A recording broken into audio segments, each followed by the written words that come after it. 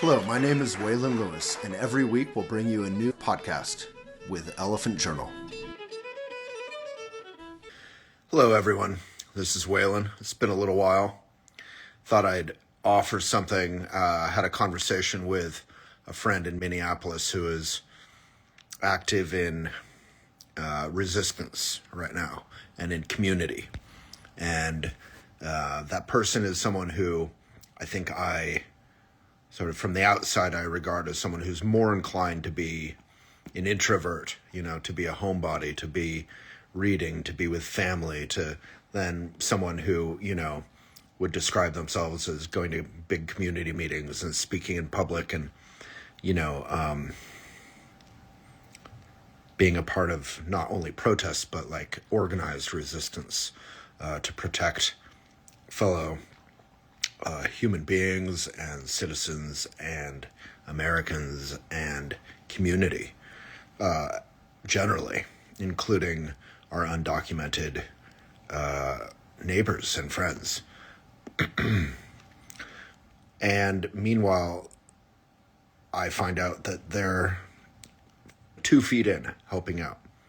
And they talked a little bit about being sort of burned out, which I think is a very normal feeling for a lot of us these days when we're surrounded by a lot of hate, a lot of disinformation, a lot of straight up lies, a lot of prejudice that is no longer ashamed of itself, but is just loud and out and proud of itself. And we're dealing with 80 different attacks on goodness a day, whether it's science or journalism or our national parks or basic protections for our water and our air and our children and our health and threats of going to war at the exact same time someone wants a award for peace. It's endless. And because it's endless, we naturally feel overwhelmed, and overwhelm can lead to burnout. So I said, well, I'm, first of all, not active in this way right now. I'm doing everything I can, I hope, through my work, through my community to be active, but I'm not in Minneapolis. I'm not under direct attack. I mean, our president literally described it as going to war with American cities. It's so degraded and is deeply unpopular. And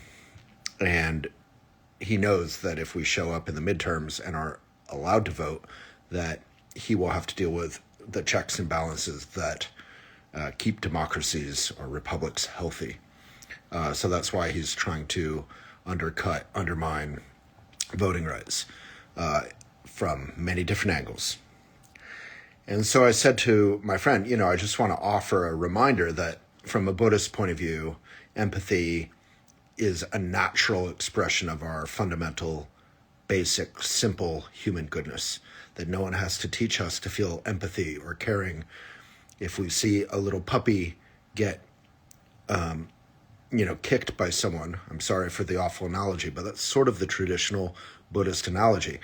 No one has to teach us to have our hearts leap out of our chests and want to help and jump in and care.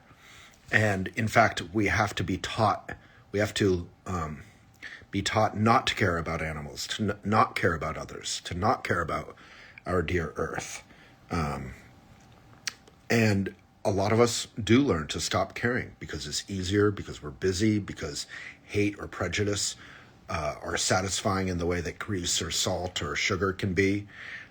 Instead of eating real food or resting in basic goodness, we get lost in blaming others, people who don't look like us or talk like us or believe like us.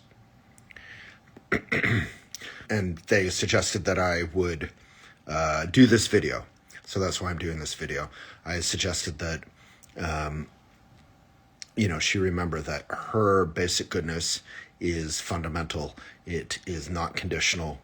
And beneath the clouds of burnout and all that is there all the time and expresses itself in empathy naturally.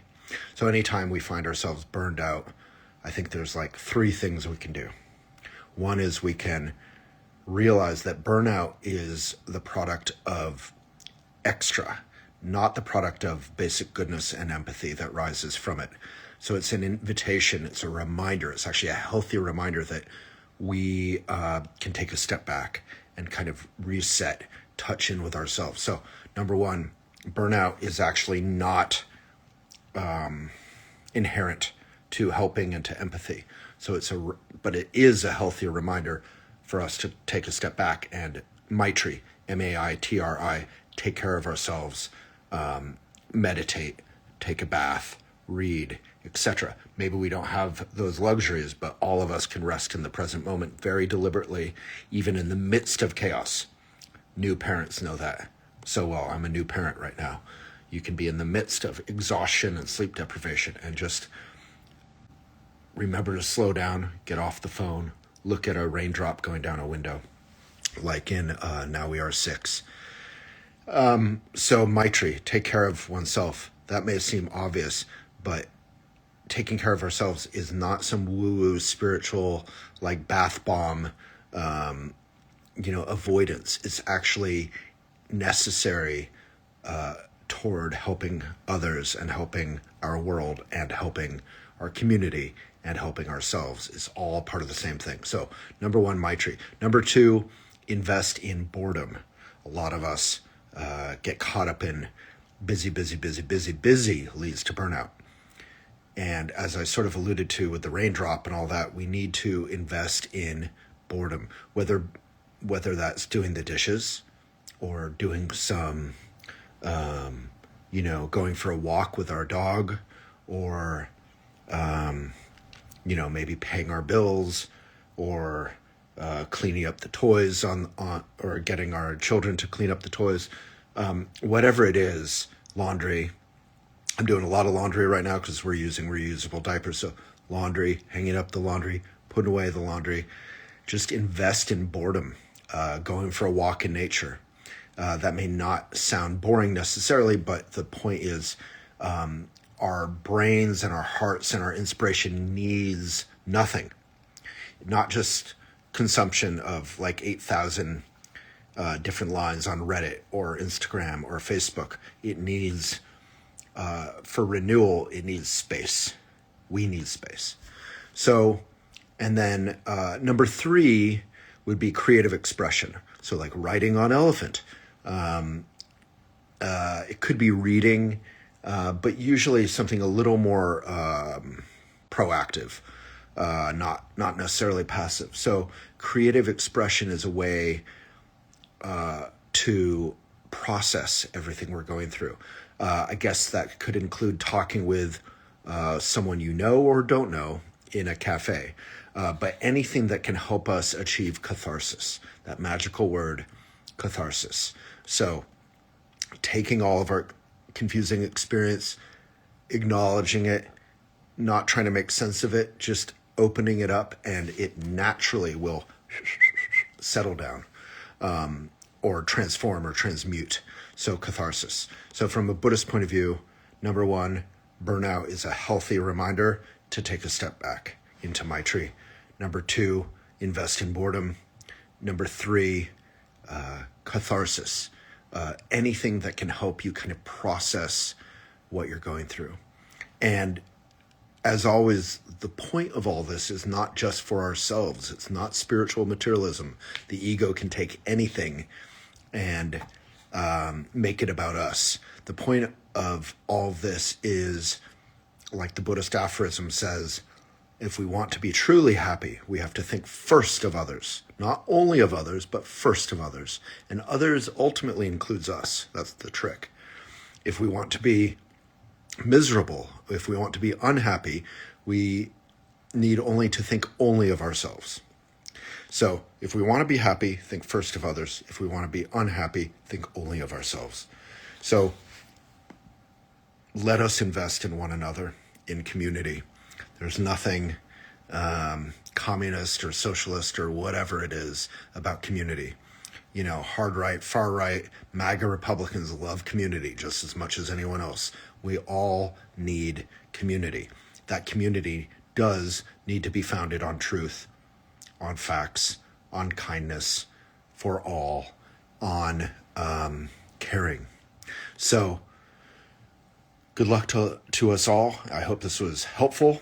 And if it wasn't, disregard it. If it was, please comment, like, share. That helps Elephant keep going. Elephant has now been here since 2002, so that's 24 years. Started off as a magazine. And, we have millions of fans on social, but it doesn't mean anything unless I'm active, unless our small team of editors are active, unless you are active as part of our community. So please write on Elephant, elephantjournal.com/post. You can achieve catharsis by writing and sharing and inspiring others and processing for yourself. Please get our free newsletter. And please, most importantly, be kind to yourself and others. Thank you so much.